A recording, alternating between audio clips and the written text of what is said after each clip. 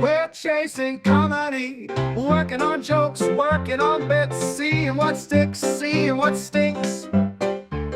We're chasing comedy, politics and current events, cultural shifts and psychological bents, the daily news, your grandpa's views, conspiracy theories, trending Google queries. Either way, it's all okay. We're chasing comedy. So listen up and we'll lay it all out, whether you're seeking wisdom or zoning out. Have your fill, it's all just for the mill, with Brian and Dustin, and we're chasing comedy. We're Brian and Dustin, and we're chasing comedy. Hey, man, what's up? Hey. Are we trying to fake spontaneity? Is that what we're trying to do? We're That's not the goal fake here? Spontaneity. There's no fake spontaneity. There is always, you can always, that's the whole thing. When you can, the best line about show business, Dustin, ever said, attributed to, till you make it, that one? No. The most important thing to succeed in show business is sincerity. When you can fake that, you have it made. Okay. Oh, that's amazing. See, that's why I don't do well sometimes, because I can't. Like, if I'm in a bad mood, then that's just a bad mood comedy set. Like, I can't break out of that. Yeah, I try, and it's just horrible. Do I? Because sometimes it's funny when you're cranky. You know, Lewis Black made a career out of it. You know, it's not that I'm doing that, but you know what I mean. I think cranky can work if you're consistent with the crank. It's just like when you try to go in and out with the happy is when you're in trouble. Yeah. So how you doing? It's all madness. I'm good. I finally, we got the podcast feels more legit now. Yeah. And we brought in a producer, and we're trying to get this thing where it needs to be. We're up in our game here. I've never seen you look so clear. This is amazing. I know. It's like look at the clarity of this. This is my old phone. I went online. I was gonna buy. You know, you go online. I went down a rabbit hole of looking at cameras, and I have no problem buying one. I'm probably going to buy one because the one I have is old and crappy. But then I went down this whole rabbit hole. I found the Caillou, very expensive camera, $250 or whatever. You know, that was like the super duper one, and then the one Adam recommended was also really good. The Logitech or whatever the hell is Lenovo, whatever the hell is. I don't remember. Logitech, anyway, that's it. Yeah. And that was really good too. And then, but I saw side-by-side comparison, and I just liked the video of the Caillou. And so I was gonna then I did a deep dive on that, and they said, not really friendly with Macs because the Synapse software doesn't really work very well with Macs. And I have a Mac. So then I paused the purchase, and then I did another more searching, and they said, why not use your old camera from your phone as a webcam? It totally works fine. You got to get this software. So this is what this is now. So it's not bad. It doesn't suck, you know? Oh, yeah. It's like, you look like an illustration, kind of like that AHA video. You seen that? Yeah. Take on me. Yeah. You take on me. I'm waiting for you're waiting for the animated girl woman to like come into this room. Yeah. That's right. Thank you for making me. Yeah, thank you for telling me that I'm a one-hit wonder. I really appreciate that. Hey, it's a pretty good hit, though. You got to have one hit. It's not a bad hit. Yes, they still play it. Every Rite Aid in America is still playing that right now. They certainly do. Yes. Have you seen the slow version of that? The guy posted this slow ballady version of that. That's amazing. It's him. It's just him like in a Jamba Juice or something singing it. I think I've heard that. Yeah, that's not bad. One hit. Speaking of one hit wonders, I live by the Hollywood Bowl, and Toto was there. And I was telling Leah, I said, how funny would it be if they did not sing Africa? Like that would just They're not. Yeah, but they're not a one hit wonder. You got Rosanna. You know. Okay. Two. You got Toto. You got Stranger in Town, which was a sort of a hit in the 80s. There's another song by Toto that I can't remember the name of now. I'm having trouble. Nobody cares about those songs. It's all about the rains down in Africa. That's all we want. Yeah. I understand. Wait a minute, Rosanna, come on. Yeah, I don't like that one too much. I like the Africa song. Oh, all right, right. Are you eating? I love this. The professionalism between the two of us is amazing. I know we're really fun. Full on eating during a podcast. That's next level comfortability. Have you ever done that on stage? Where you're just like eating a sandwich and like doing stand up? Have you really? Yeah, Shorts. No, I've never done that. I've never eaten on stage. No. Yeah, just podcast. I can't even wear t-shirts on stage. I tried this week to wear. I was wearing a t-shirt. I almost never wear a t-shirt. I can't do it. And I went on stage wearing a t-shirt, and it felt so inauthentically. And some guys, they go up, doesn't matter. They look like grifter. You know, they got that drifter, homeless, vagrant look, and it works for them. I go on, and it looks like I'm not trying, or I'm not cool enough, or something. And maybe it's an internal thing. I don't know. Well, yeah, it is an internal thing. I think that's the thing. Do you wear t-shirts? Do you wear t-shirts on stage? Not really. I mean, I'll wear a jacket over it. You know, I stepped up my game a little bit with jackets and you know, collared shirts or whatever. But it's, you know, I try to be snazzy. You ever wear something and you bomb in it, and then you just can't wear it ever again? You got like that shirt. You got like that red shirt. You're like, I'll never wear this again. Yeah. Well, the other night, the t-shirt. I think it ruined me. It ruined me with t-shirts for the rest of my life. It is really a weird thing. If you think you're bombing because you have a t-shirt on, then you are bombing because you have a t-shirt on. Or at least I can bomb in any wardrobe. But yeah. But I've made some bad decisions. One time at the comic strip, actually, I remember I was, I was a little more rockabilly with the cowboy hats and all that stuff. And I had my girlfriend had bought me a t-shirt. And speaking of t-shirts, and it was a Confederate flag, but it was like sparkly. So I thought that would take away from, the symbol of what that is.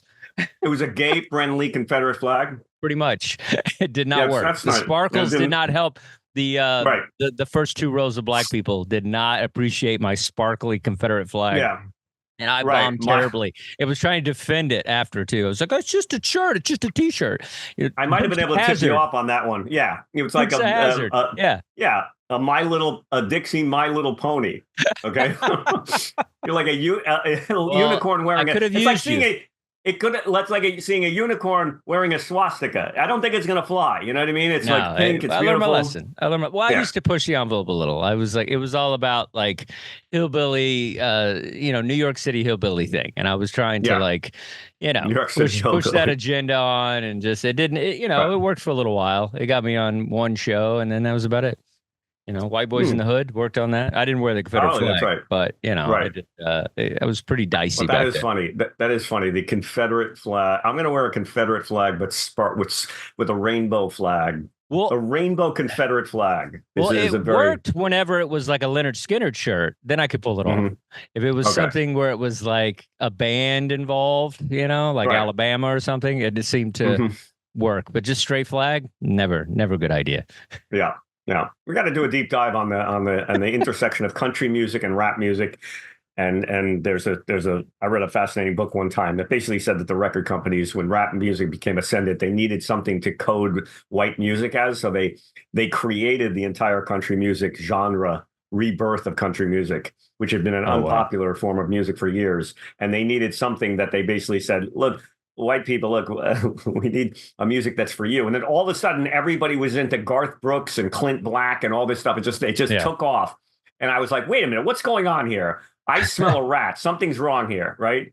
Because I'm not a fan of rap or country music. So I'm a universal, music snob on numerous areas. And I wasn't a big fan of either one of those genres. And then when country music suddenly took off again, it had been forgotten. I'm not talking about the great Johnny Cash or, you know what I mean? I'm not talking about the people that were admittedly great. Well, Urban Cowboy was kind of a big explosion, and then it kind of died on after that. That's right. Thank you for saying that, because Urban Cowboy caused this sudden upsurge, which then, just like Beanie Babies, went back down again, and no one cared. And then the record companies were sitting around going, what do we do here? We've got to, there's there's some marketing angle that we can do, And so that's what I read this. Don't send letters. Oh, I like it. There's no letters. Well, it's funny because I love country music, and I love well, not of course I do. I like the ballet, and I like the opera, and I like jazz, and I'm very cultured Texan, if you will. But it's like, even if I like somebody who's a progressive country musician, I feel Chris Stapleton or something. I feel every song is, as being a sober guy, it is about drinking. And for once I would like a country song where when his wife left him and his dog died, he grabbed a LaCroix. You know what I mean? Like there should be some sort of. You want a sober country song. There's never. Right. It's always I'm at the bar. I got my beer. I got my. Right. You want a Bill W. friendly. Country not even song. BW, just normal. Like people that don't drink feel like, we want some normalcy. It doesn't have to go to the extremity of like 12 steps, but it's like, meet me in the middle somewhere, where every song doesn't have to be about drinking and, all that stuff. I don't know. That's just somebody would have to do an AI search and realize, and because that's one of those things that people always say, that every country song is about the dog dying, the wife left him, and the alcoholism. And it's probably true, which tells you how creatively bankrupt the art form is, right? I'm going to get more letters here. If you've lived in these places where country music is popular, that is all that's there. I understand that. You have the bar, that's it. You have the honky tonk is what gets you through that shift at the the goal. That's right. The mine or the factory or whatever. So I understand it. I'm just saying I support it. I have no problem if whatever you're into. That's my the way I think that could be a bit. I was trying to make it a bit where it's just like, it's just, but then I don't want to ever do a bit. It's funny when, you see guys that do bits on, let's say, country music or something. And then it's like, I don't want to have to sing anything. So I want to try to do a bit, about a country song without the punch being me singing about my wife left me, I got my LaCroix. You know what I mean? So it's a funny thing. Whenever you do like a bit about a song, inevitably there's somebody that does that, and then they sing the song, and they sing well, and it's like a whole big bit for them. Right. I've never been able closer, and it was done by 79 comics back in 85, I believe. That was already covered. It crushes, and it's like one of these things. But I like to do, something about a song, a country song without having to sing.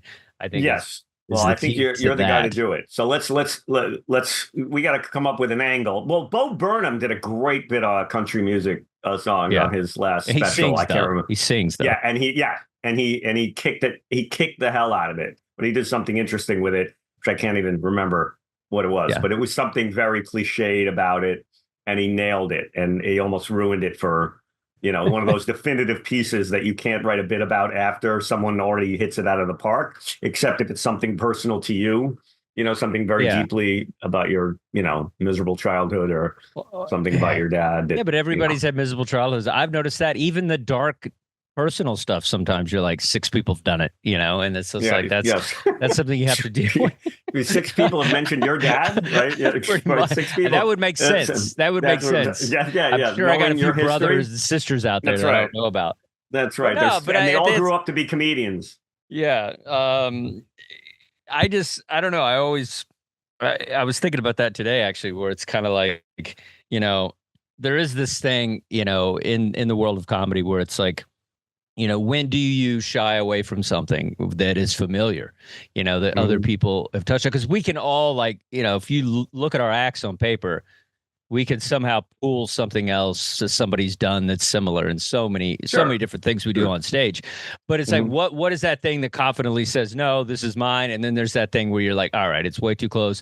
Somebody big has done it or whatever. But I don't know. I feel like it's almost impossible. No, there's never a topic. There's never a topic that you can't explore. There's no topic that's off limits. But when people, if you're going to do a Vietnam movie, you got Platoon, you got Apocalypse Now, you go, okay, mine is going to be different. How's mine going to be different? But there's been areas that have been strip mined of some of the greatest works of art, and there's bits that have been written that are just amazing pieces, like Rich Jenny's, Jaws 5 bit.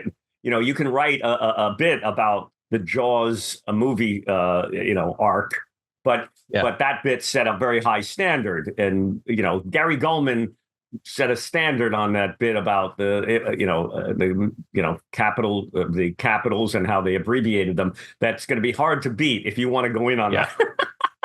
There's probably somebody that's done it though. I would put money on it. That's the thing. But sure.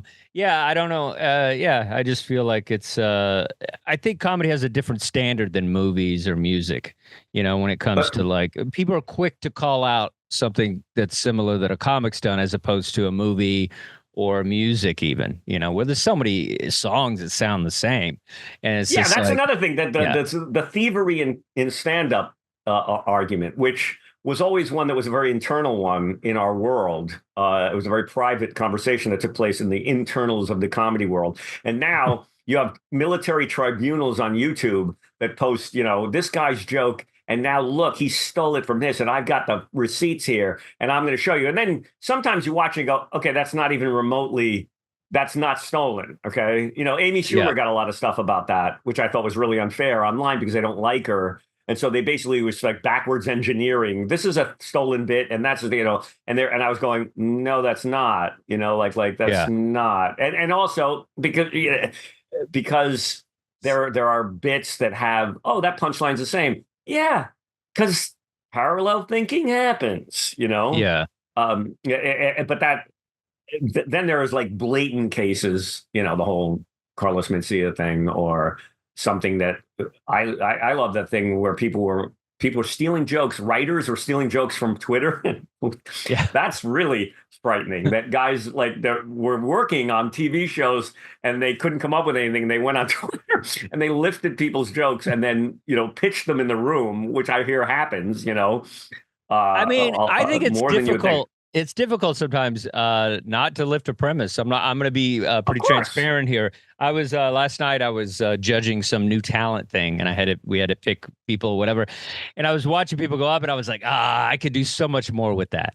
I was like, yeah. I was like, I was like, if I had that, I could make it such a better joke. Yes, and it's like you're almost there, but you're missing so many elements, and it's just like it's just so funny when you you're wasting the premise. Yeah, it's like you want to go up to them and go, look, dude. Yeah, you have a day job. Just let me have it. Yes, you don't need it. You don't need this. You don't need it. I got to pay my rent. You got I got an hour coming up in Minnesota. Yeah. Like, let me have this. Yeah. I think it's a funny. I don't know. That's a funny thing.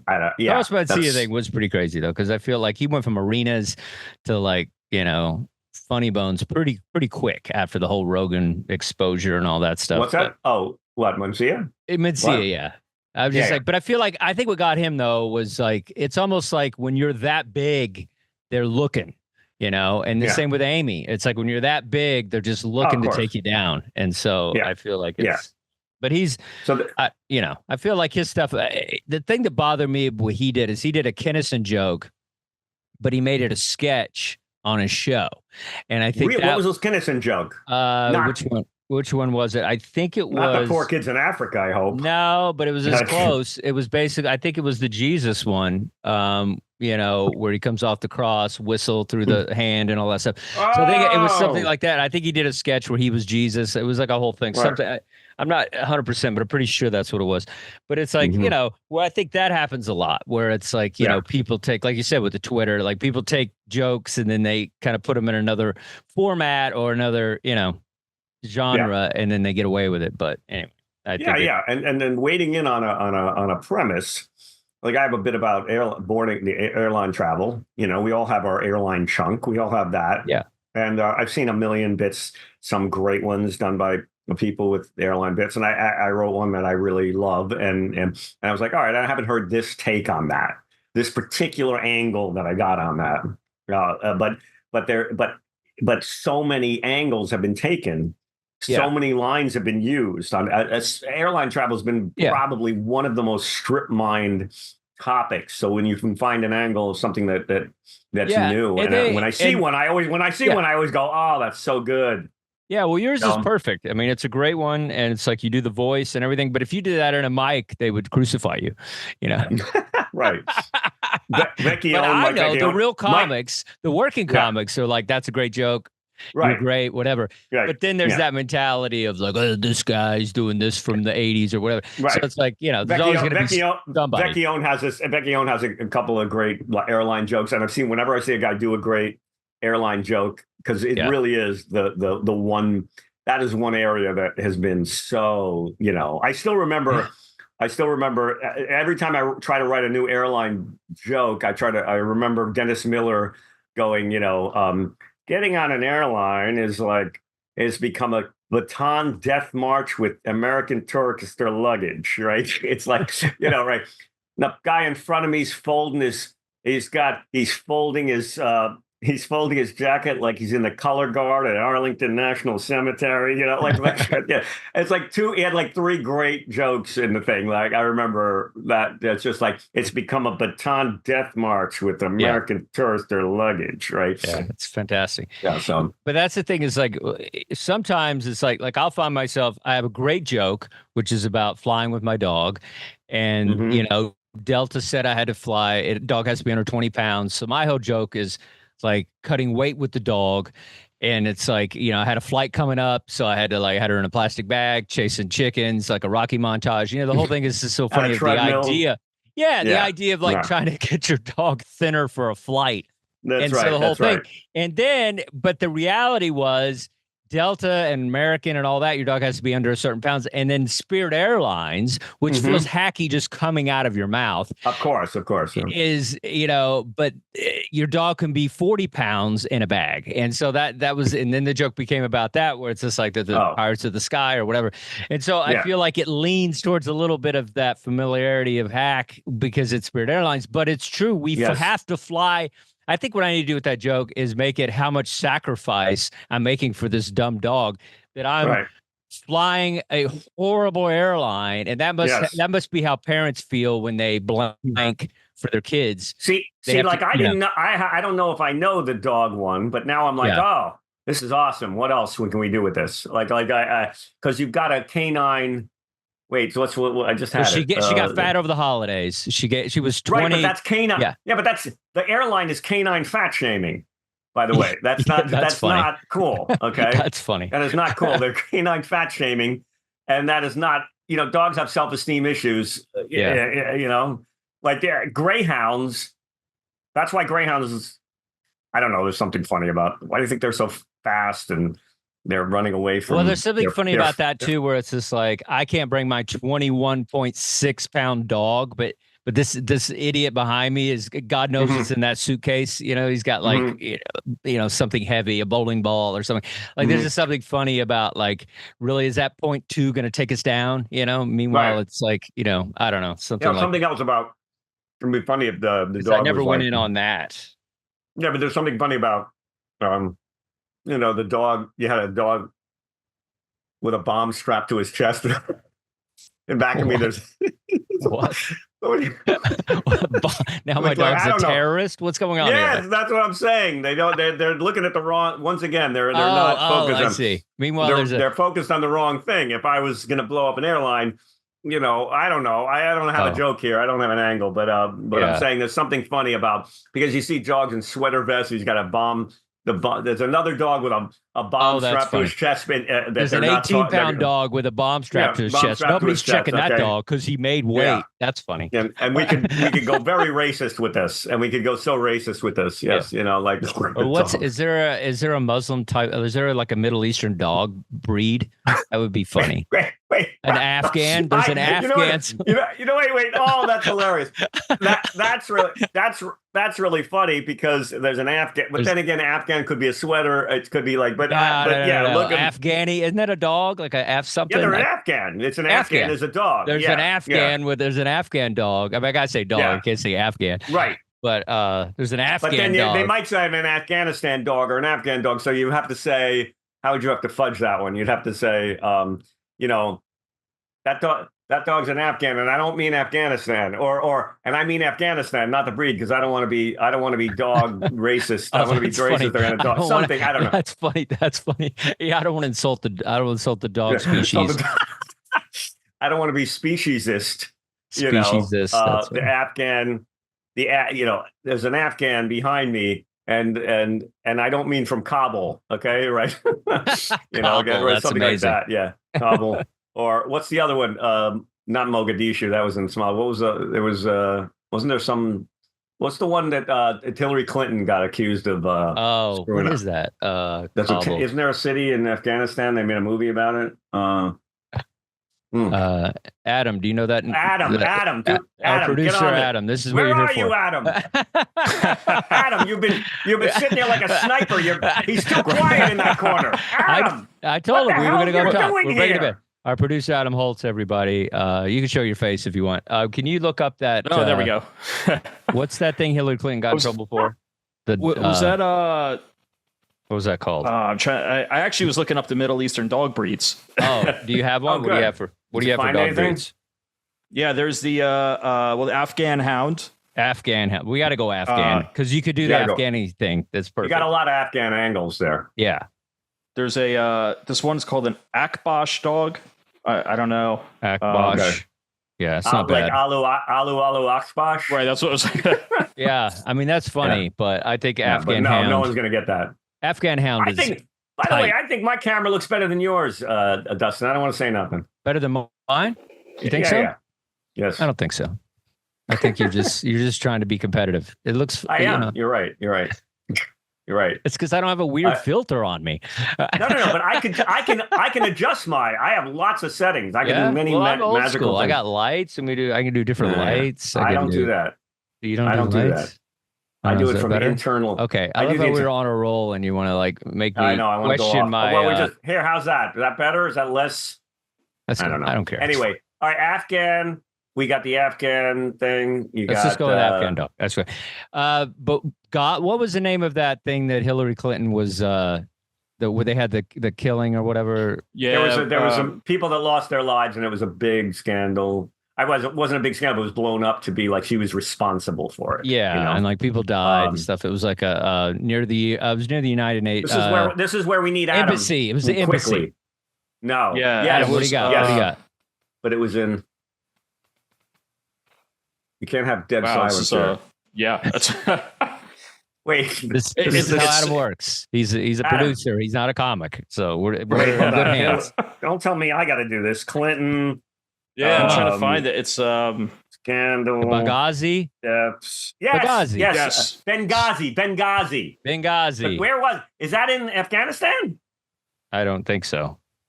I think it is. Where is it, Adam? This is how you redeem yourself. This is how you redeem yourself. Where is Benghazi? What do you got? Libya. Okay. Oh, well, that took care of that joke. Okay. We ruined it. Is there a Libyan dog? Is there a Libyan breed? The Libyan breed? Look up racist dog breeds. Just look up racist dog breeds. That's German Shepherd. That's Doberman Pinscher. That's Rottweiler.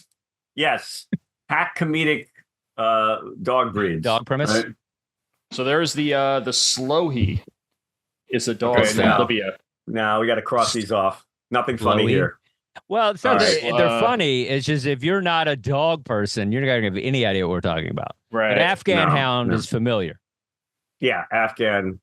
All right, so we'll go with Afghan Hound. And there's an Afghan, and an Afghanistan, and an Afghani behind him. There's an Afghan guy. There's an Afghan. I like how you said it before, where it says like there's an Afghan. And I'm not talking about Afghanistan. I'm not country. And I'm not talking about the dog. I'm talking about the country. I'm talking about I don't know. I'm not talking about the country. I'm talking about the dog. Either way, it's going to be a winner because people will connect the dots. Either way. Well, now that we have Adam on the air, he didn't help, but at least he's here. He helped Libya. He got Libya in there. Brian's going to be brutal. Right, don't scare him off, okay? Or we're going to have to do all this by ourselves. And we saw how that went. Wait, what's the shirt, Adam? Is it Equus? What is that? Is that? That's Cotopaxi. What is that? It's like a llama. Oh, okay. I didn't know. I thought it was a war horse or something. Okay, stop doing crowd work, Brian. We got to get back. No crowd work on the show. No crowd work. That's actually going to be my new special. No crowd work. Okay, that's actually pretty funny. Absolutely, I'm going to be absolutely doing no crowd work. There will be no crowd work. Everything is going to be scripted. Even my ad libs are scripted. I love it. Right? I love it. Yeah, mine are. Anyway, what's in the news that's bothering anybody? It's anybody, you. Are we pivoting? You can pivot. You can pivot. It's I got a great tag on my dog joke. Goldman Sachs is saying that. I love this. Goldman Sachs is saying that it would be great if Kamala got elected. You guys, it's Kamala. It's not Kamala. Kamala. Yeah, sorry, Kamala. Everybody, Kamala down. Okay, I'm sorry. All right. Goldman Sachs is excited about the prospect of it. Now, this is how screwed up our politics are. That in the past, that would be something that liberals would be uncomfortable with, and conservatives would be thrilled about. But the conservatives are saying because the conservatives are trying to paint her as a communist, okay, which is like, it's like, okay, she's a total communist. Meanwhile, Goldman Sachs, who are like the most evil bastards on the planet, capitalists, but freaking robber barons on the planet, are in like love Kamala. Kamala. Is it Kamala? Is it Kamala? Yes. Is it Kamala? Okay, I'm still not the Uganda giant in WWF. Now there's no humor. Sorry, there's no humor here. I've got nothing on. I've got no angle. I just think it's funny that I saw this on the air that Goldman Sachs thinks that Kamala would be better for the economy than Trump, because Trump is into tariffs now. So I don't know what's going on in our politics where Goldman Sachs endorsement is not something that the liberal side should be denouncing because those guys are better, but they're actually welcoming it because it makes her look, more like a more palatable to some groups. Meanwhile, the conservatives are, I guess, I don't know, trying to paint her as a communist. So which is it? I can't keep up around here. Not that there's any humor here. There probably isn't. It's a very confusing bit, but I like it. I think confusing bits become brilliant. It's not a bit. There's no bit here. I don't think there's any bit where you can weave the... I like the idea of like, a difference 10 years makes. You know what I mean? Like there's just something funny about like Goldman Sachs, like I think, being a good endorsement at this point. And then something about how...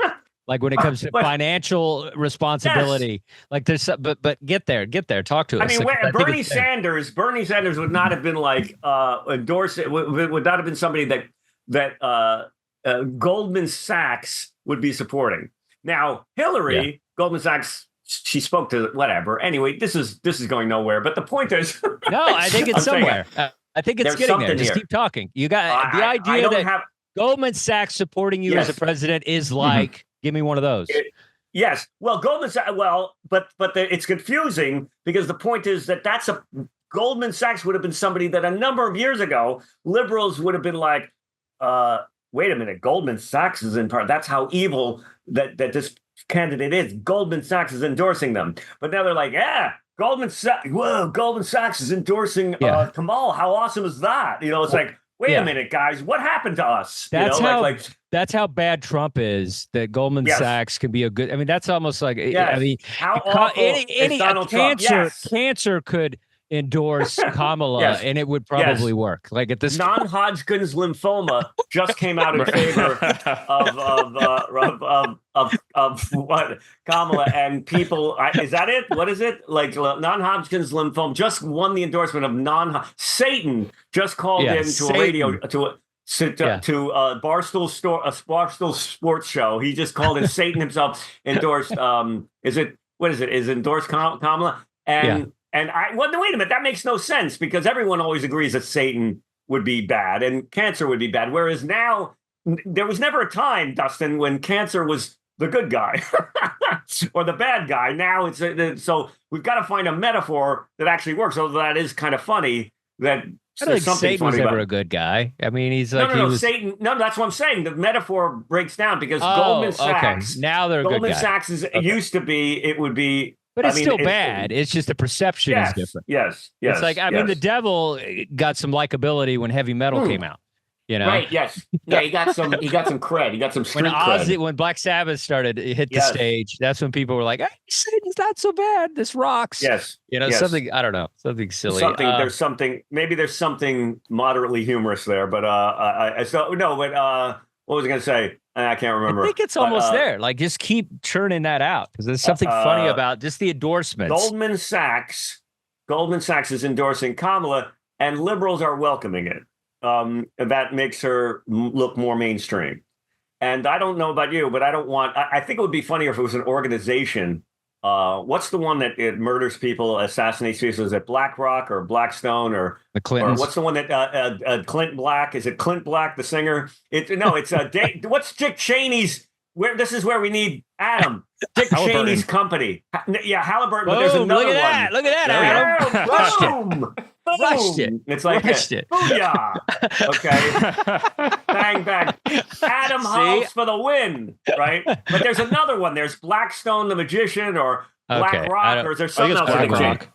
Yeah, but there's one that's an investment firm, and I think that's BlackRock. And then there's one. Okay. I'm gonna have to do this. Dick Cheney's company. Halliburton, I think, is the way to go. Halliburton is everybody the right knows what that is. Nobody knows what that is. It's also, like if Halliburton endorsed you, it wouldn't be a good thing. But like, look, they're mainstream now. Halliburton is mainstream. Well, there's also something kind of funny too about the idea of companies endorsing political figures, where it's just like, this is not NASCAR. You know what I mean? Like, this is like, what I mean? Like, there's something funny. Yeah, we're not like something that they're companies endorsing, like people, like, I don't know. I think somebody did that joke where maybe it was Carlin, somebody well known did the joke about, I can't remember, did the joke. He's dead. What do you got?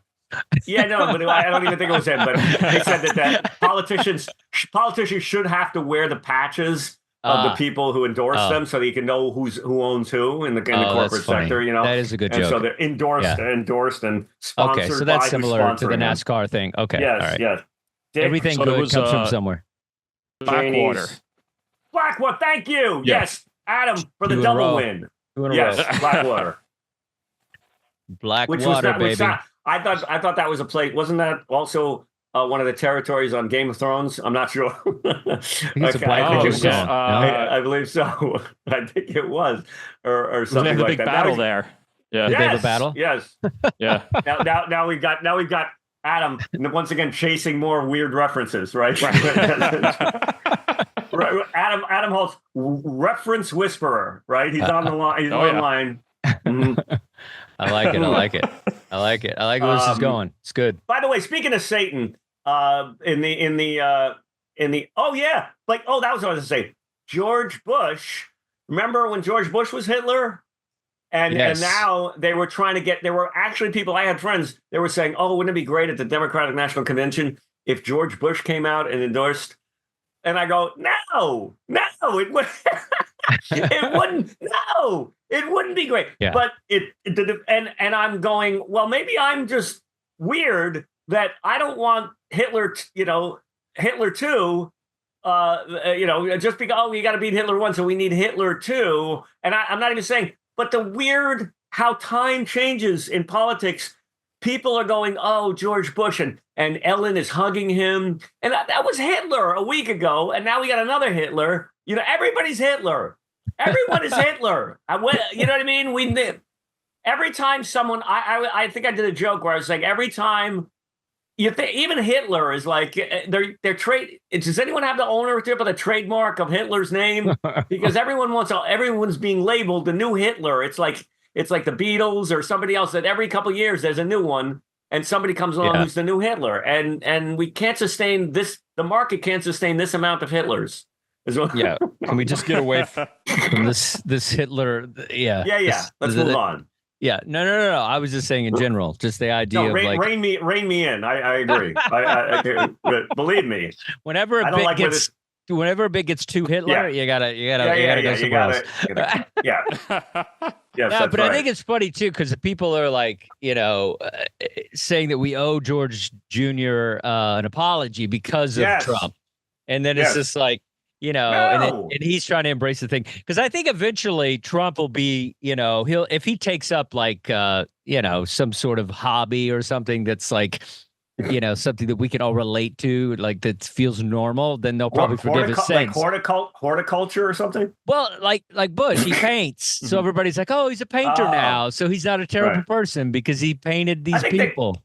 I think the market can support several Hitlers. It seems like we have many people that can be painted. Well, William H. Gacy has paintings out there, so I don't think the painting makes you a better person. Well, William H. Gacy was the star Fargo. Gacy. I think you're mixing Who am up. I thinking of? William H. Macy.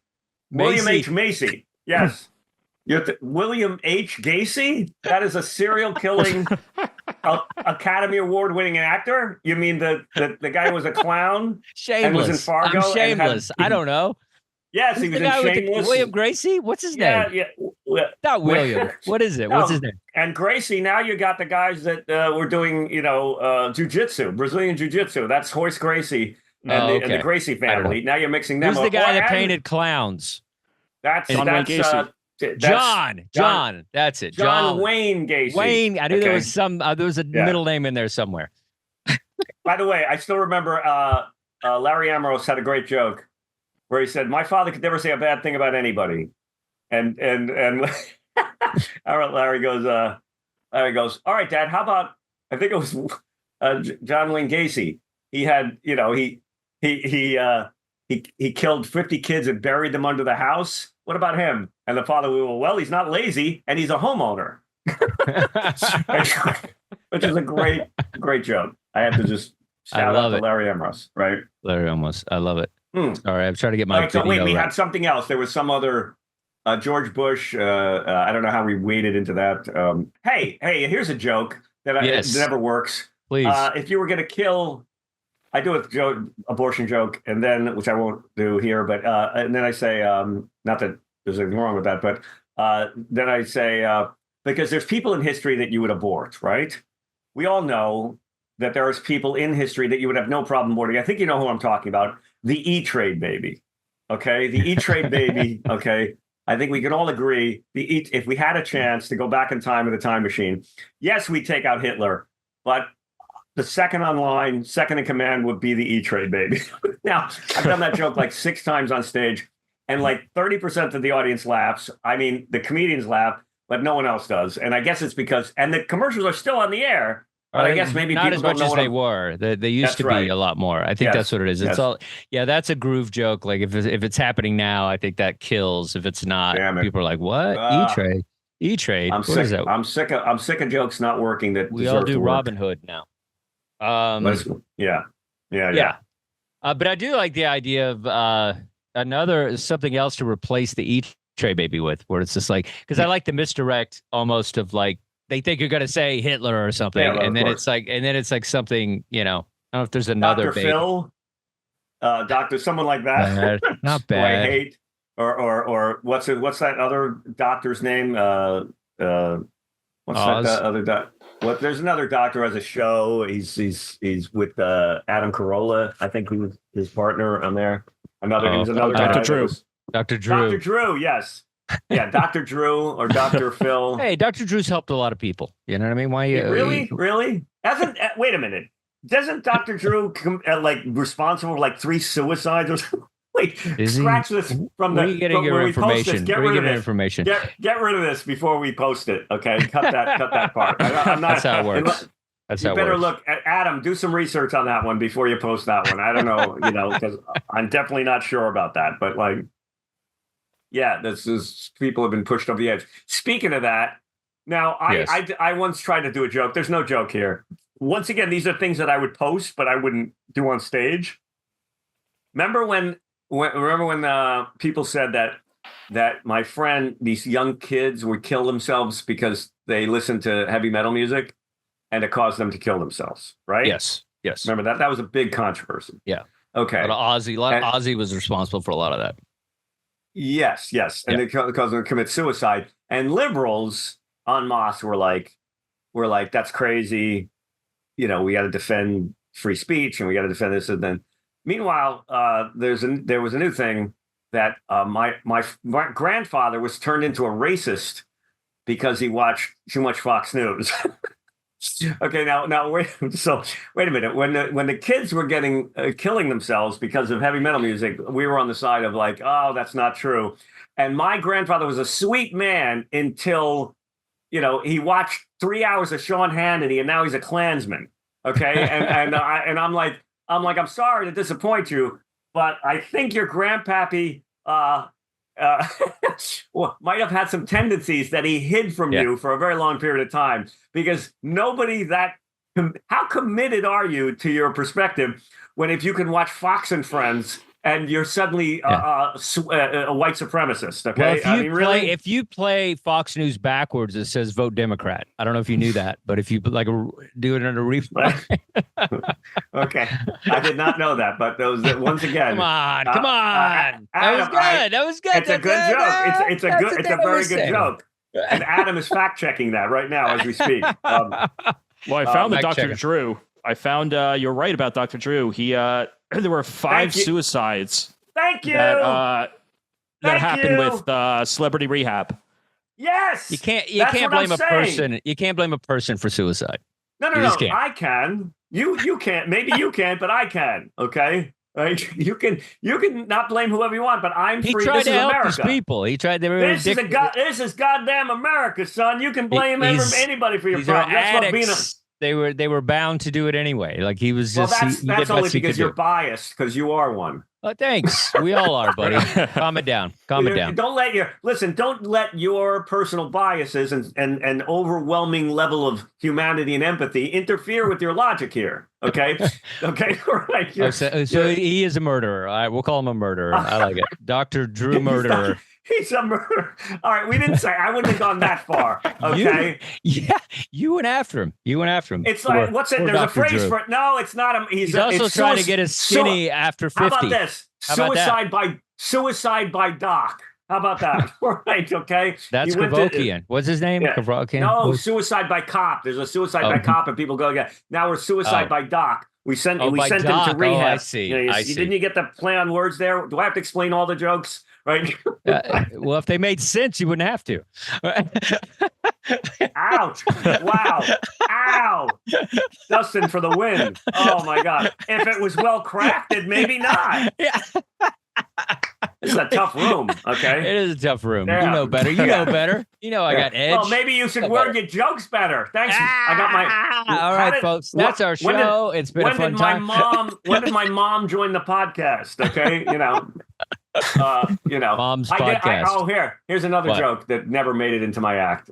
We should have that, like jokes that are sitting on the bench waiting on one day to be able to make it to the air. Okay. Or jokes that never work. I like that. Yeah, because I had a joke about one of the first jokes I ever wrote as a comedian was I believe it was why are there no B batteries? Okay. It's not really. It's an observation, not even a joke. AAACCC. It's like when I was like a 21, and it was not that great a joke, but it always got like it's true because I did it with mouse. Why is there no mouse flavored cat food? And why is there Why are there no bee batteries? And it was not that great an observation. It was just a kid observation. Well, somebody had done that. Somebody said that. Somebody told me that somebody had done that or something, but I'd never seen them. Then somebody told me that, what's his name? Really funny comic. Oh, God. He was in a movie, long hair. It's got a... Dimitri Martin? Yes, Dimitri Martin. Thank you. Yeah. Very well played. Dimitri Martin does a bee battery joke. And so I did a joke where I said, I do the bee battery joke. Then I would go, by the way, my mother called me. She said, Brian, I just saw comedian Dimitri Martin on HBO, and he has a similar bee battery joke to the one you're doing. And I said to my mom, I understand that. Somebody else told me that, but it's a very common premise. And I don't think Dimitri's a great comic. It was sort of a parallel thinking thing. I don't think he stole that from me. And my mom said, I know he didn't steal it from you, Brian. He's a major talent. Okay. Okay. And I'm like, what are you saying? And then I wanted to do, that's a funny line. But then I wanted to do a long bit where my mom excoriates me for being a joke thief, right? Where my mom just I love it. I love that. Where my mom's like, oh, don't even start with me, Brian. Okay, if you're gonna steal bits, you might as well. Why don't you just? Thank God your father's not around to see that her son became a no good goddamn joke thief. Okay, why don't you just do knock jokes, Brian? Yeah. I swear to God. Okay. Why don't you do 7 words you can't say on television? I mean, just go all in on this, okay? This is good. No, I love it. This is magic. All right, so I pulled up. I just saw my first driverless car a couple days ago, and it's jarring when you see. I don't know if they have those in New York, but it's like you pull up to a stoplight and you look over, and it's just nobody in the car, and it's like at the stoplight, and then it just waits for the stoplight. It go like it's crazy. Like at least put a mannequin in the car. You know what I mean? Like I would rather have a Cocker Spaniel in the front seat. Just to think the idea of a dog driving makes me more comfortable. Wait. Okay, now. Yeah, something like that. How about an Afghan? How about an Afghan dog? Wait, I don't know. There's got to be. I tend to go dogs too much. I'm all about dogs. Yeah. I'm dog crazy. No, but that's really funny. There's think about it. There's so much to do there. You know, and I wanted to. I mean, I can't even express my road rage. Right, because there's nobody to give the finger to. Right? Yeah, you know what I mean. Like, you can't even yell at anybody because they have an AI driver now that can actually give you the finger. They've actually developed the technology for that. Right, that's how sophisticated AI is getting.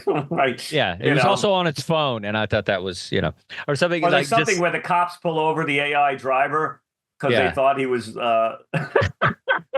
right. You know. But I would love to be a cop not knowing that that's a driverless car because you don't know right away. And so it would be really funny if like a cop gets out and he goes to the window and there's nobody in the car. I just think that's just such a funny thing. Well, wait, you mean, wait a minute. But that's an interesting idea too, because the cops go to pull over and who pulls the car over? There's nobody there, right? Like if the cop's behind, does the AI know that he's supposed to pull over? I would think so. I'm sure that's programmed in there. I don't see why it wouldn't be. Everything else is they know how to do the light. They know the speed limit. They can parallel park. I mean, this thing is crazy. And it's just riding around Hollywood like nothing. And everybody's worried about taxes. We need to be worried about this stuff happening. I'm very concerned about this. This is not normal. This is not the way. And it's all 2 in one day. It's not like it's just one. I mean, they're everywhere. It's crazy. Yeah, bad enough we have those little Amazon things with the wheels that look like R2D2. That's fine. That's on a sidewalk. But this thing is like on the street. Yeah. That's. So I don't know. I don't know whether That's creepy. It's just it's just like this thing where it's just like. Driverless going to the next level of like now is Uber going to be able to have driverless? Because that's the one thing I would like is like some of those guys can be really annoying. That's funny. Uber because I don't have to talk to like Dan about his acting career for 36 minutes while I'm trying to decide whether to tip my AI driver. Was he? Or you give a thumbs up to your AI driver, like. There's something very, very wrong with this society as a whole right now. I can't. I don't know. It's one thing for me to bag my own groceries. It's another thing for a car to be driving with no person in it. Like I won't go to the self-checkout aisle. I can't do that. I refuse. Well, I do. You could get free stuff. It's great. Oh no! Yeah, cool. You're once again Dustin Chafin. Dustin. I don't think that's free. I paid for one almond milk. But if you're stupid enough to do this, then I'm taking the second one. I'm sorry. That's on you. That's not on me. I don't feel bad. You're Target. I'm not going to feel bad about it. You're taking somebody's job. I'm taking your almond milk. How about that? Wait a minute. Who's the enemy here? You're not. I think we all need to rise up and not let them replace human beings with these I know. AI. That's me fighting back. I was just like, eventually they'll go, okay, not a good day. Of course. Oh, okay. That's a kind of inverse approach, but okay, fine. Inverse approach or trying to just be a comic. I'm not even sure what that is. Which is it? You don't know what that is? Just trying to be a comic? Like, Jesus Christ. No, what is that? Why do you got to take it? Why you got to take it there? It's not therapy. You're not Alan Lefkowitz. Like, what is happening right now? Is that Alan Lefkowitz? He's the clown whisperer. I know the clown whisperer. Yes. All right. Have you ever done a session with Alan Lefkowitz? For 20 years, I've done sessions. I was the first one. I brought him to everybody. Right, that's right. I'm the first one. Yeah. That's right. I don't know. It's just so you guys know what we're talking about. There's a guy that he only sees comedians, and it's pretty great. You go into the waiting room, and it feels like a sad green room. There's just a bunch of comedians just waiting to go on. We talked about this. And then somebody will leave. And I'll be like, I can't follow this guy. And it's like, I've seen his act, his mom issues. I can't do that. And then you just, and I'm making stuff up so I have a better story for my therapy session. And you're stealing I stole from almond milk from Target once. No, you're stealing other comedians' traumas. Yeah, that's funny. Right, yeah. I stole, Wait a minute. Did you start telling the story? No, you weren't. Wait a second. That's not you. That's Sam Morril, right? Wait, you weren't molested in a barn. That was. Wait a minute. That was Robin Williams. That was Robin Williams. Come on, have some respect. Does he have an MC who introduces the acts as they come in? He does, and you get really mad when you're emotional and you get the light. I'm not gonna lie, it is rough. I'm gonna do a spit take. That's how you drop the mic, everybody. Ladies. That was good. Yeah. All right. So that's our show. Show. Yay. Goodbye. Good night. Well, folks, that's our show. It's time for us to go. Make sure to follow us, give us a like, drop us a comment, and always subscribe. We're Chasing Comedy on all the socials. We hope you had a gas, had some laughs, and maybe you learned something too. Until next time, we're Brian and Dustin, and we're chasing comedy.